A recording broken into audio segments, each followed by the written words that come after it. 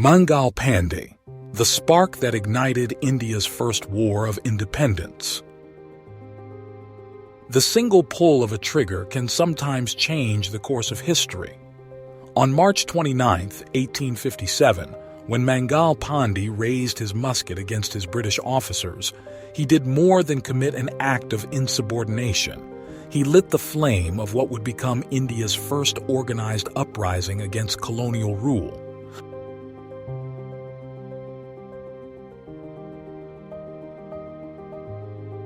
Born in 1827 in the village of Nagwa in Uttar Pradesh to a high-caste Brahmin family, Mangal Pandey's early life offered little indication of his future role in Indian history. Growing up in a traditional household that valued religious customs and cultural heritage, young Pandey was deeply influenced by the social and political climate of British-controlled India. What compelled a seemingly ordinary young man to take such extraordinary action? The answer lies in the perfect storm of personal conviction and collective grievance that defined colonial India.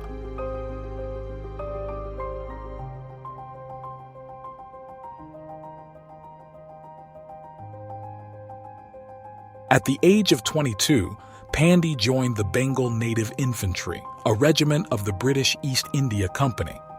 This decision would place him at the epicenter of brewing discontent among Indian soldiers, or sepoys, who increasingly found themselves torn between military duty and religious beliefs.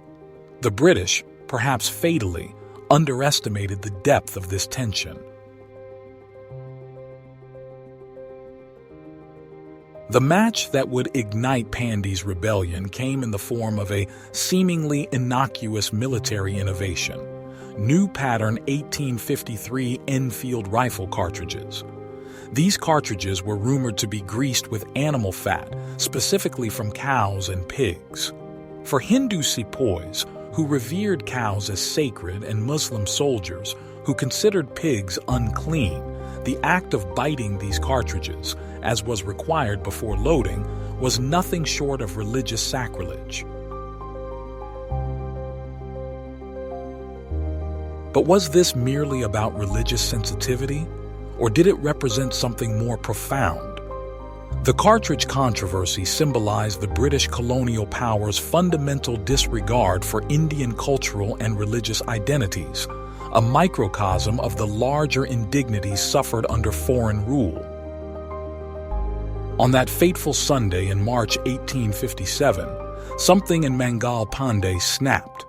Perhaps it was accumulated resentment, or perhaps a moment of clarity about his role in upholding a system that subjugated his own people. Witnesses reported him pacing anxiously in front of the regiment's guard room, calling upon his fellow sepoys to join him in rebellion. "Come out, you all! The Europeans are here!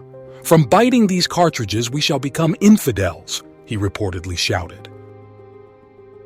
When Lieutenant Baugh, the adjutant of the 34th Bengal Native Infantry, received word of the disturbance and rode to the scene, Pandey took aim and fired. Though his shot missed, the act itself was revolutionary. An Indian soldier had directly challenged British authority. In the ensuing struggle, Pandey wounded several British officers before turning his gun on himself, attempting but failing to end his own life. The British response was swift and merciless. Pandey was tried and sentenced to death by hanging, a punishment carried out on April 8, 1857. His final words, though not officially recorded, are said to have been defiant, expressing no regret for his actions but rather sorrow that his rebellion had seemingly failed. Yet, had it really failed? Within weeks of Pandey's execution, sepoy rebellions erupted across northern India, spreading from military cantonment to cantonment like wildfire.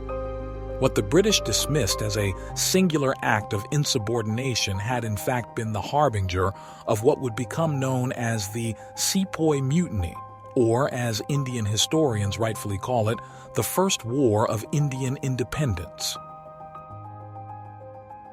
Pandey's brief moment of defiance transformed him from an anonymous soldier to an enduring symbol of resistance.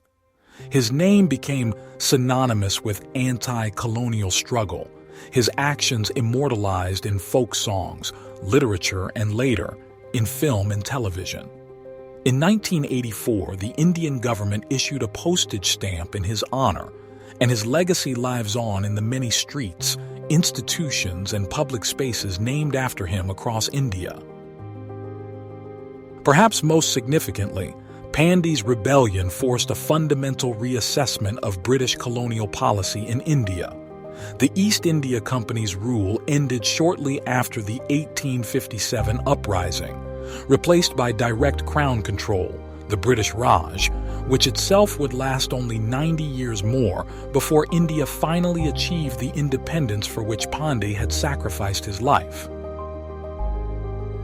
What makes Mangal Pandey's story so compelling is not just his courage in the face of overwhelming odds, but how his individual act of defiance captured and channeled the collective discontent of a subjugated nation.